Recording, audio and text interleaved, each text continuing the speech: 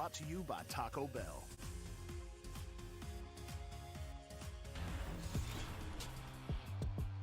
Got a live look in Phoenix right now. Pacers looking good. Dennis Scott, Jared Greenberg with you live on Crunch Time 3D. Pacers got blown out the other night by the Utah Jazz. Tonight, handling business.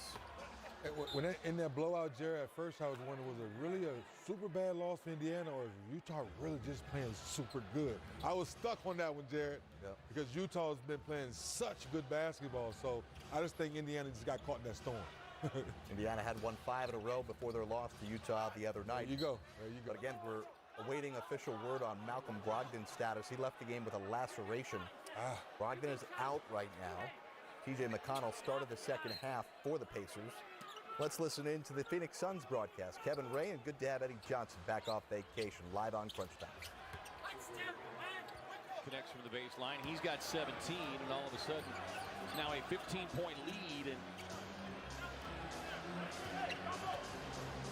seems like those old University of Virginia basketball teams. Is Sharge too strong with the left hand? Well, you know what did that. It's Turner. Turner forced that miss. Sabonis on the drive. He's hammered to the deck, and you sense a little mounting frustration here from the Suns.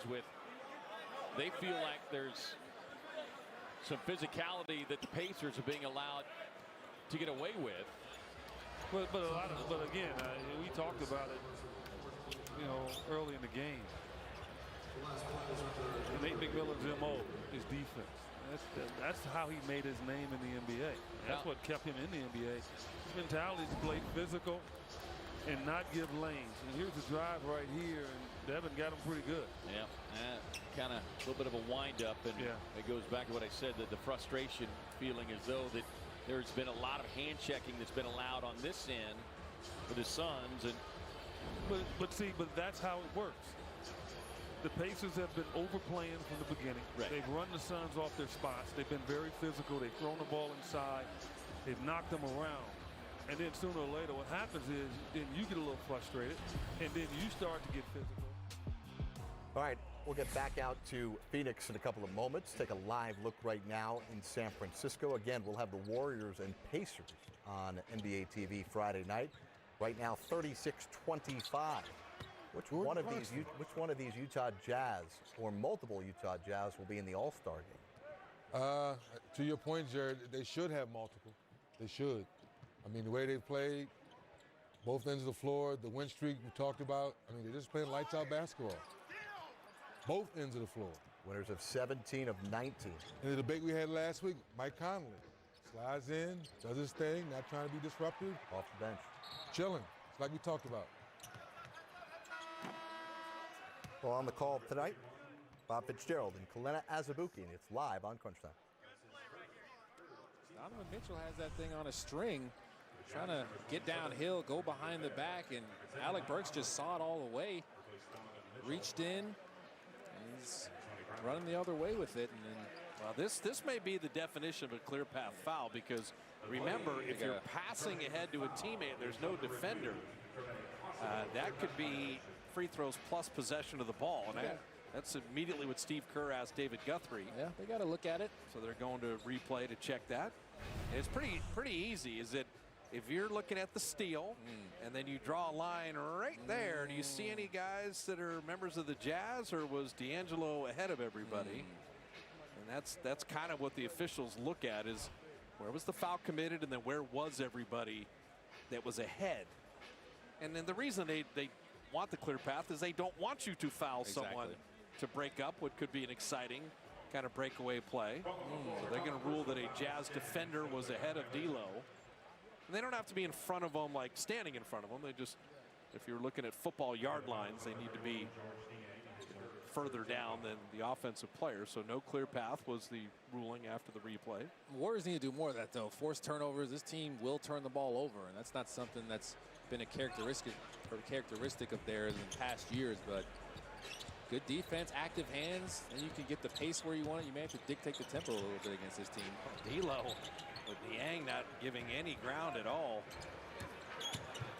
Alec Burks against Gobert. Gobert just waited and swatted. Yeah, he tried to quick shot. He threw a really nice hesitation at him, and then Gobert running the floor. And Burks got back to get the rebound himself. That was going to be a tough finish on the move for Gobert. He tried to get Eric Pascal, a small defender, Mike Conley on him. Conley vision all the time to knock it away. See Pascal move his feet. I mean, for a rookie, he's learning. He's learning from Draymond how to play defense. Ingles is crafty, too.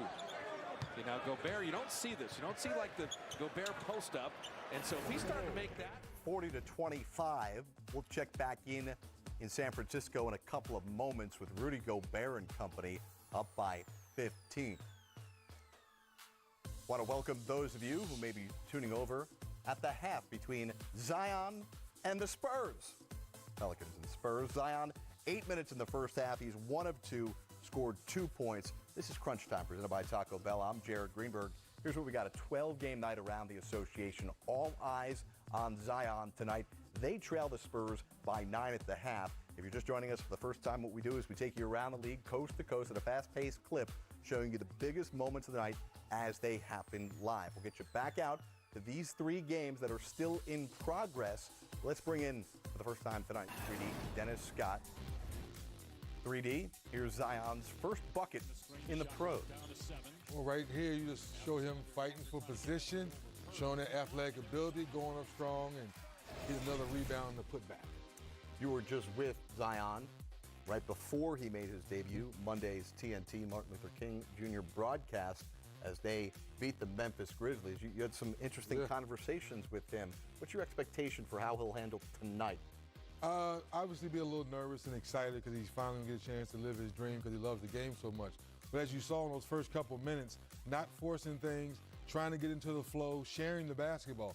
And that game you were talking about on Martin Luther King Day, they were moving the ball, I think, with 1923s that game. So that lets me know he's paying attention to detail, similar to our conversation where he wants to show coach that he's going to play defense to help out that side of the floor. You know, offensively, they're going to share the basketball. He's going to get shots. Again, we'll get back out the live looks and updates from everything happening around the NBA. Plus, we're going to hear from LeBron James in the locker room at Madison Square Garden in a couple of minutes. Pacers right now on a 25-6 run.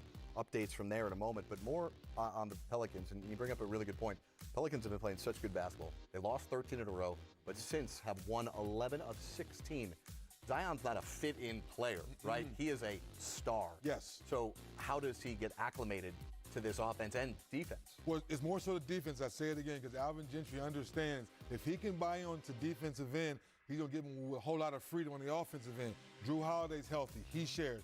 Alonzo Ball's playing lights-out basketball now, conference. He shares. Brandon Ingram's been playing lights-out basketball, scoring 40s, and he's passing the basketball. That becomes contagious. So to your point, being a superstar, you're throwing right in the starting lineup. There is no minute restriction. It's all about getting in basketball shape now. And of course, you're not going to get that in one night, Jared. But understanding, get out there, play hard, see where your body is, see how you feel. That's what they want to see tonight. And again, no hard minutes restriction. Nope. Zion, 8 minutes tonight in the first half.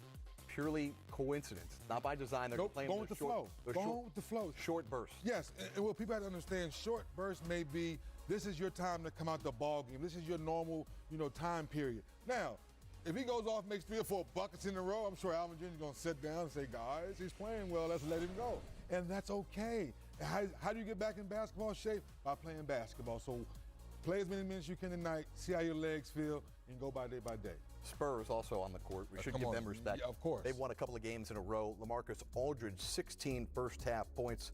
DeMar DeRozan held to just 4 first-half points. And we'll check back into the second half of this game. Again, 60-51 at the half. For those of you who have tuned over from that game, we'll continue to get you up to speed on everything happening on this 12-game night around the association.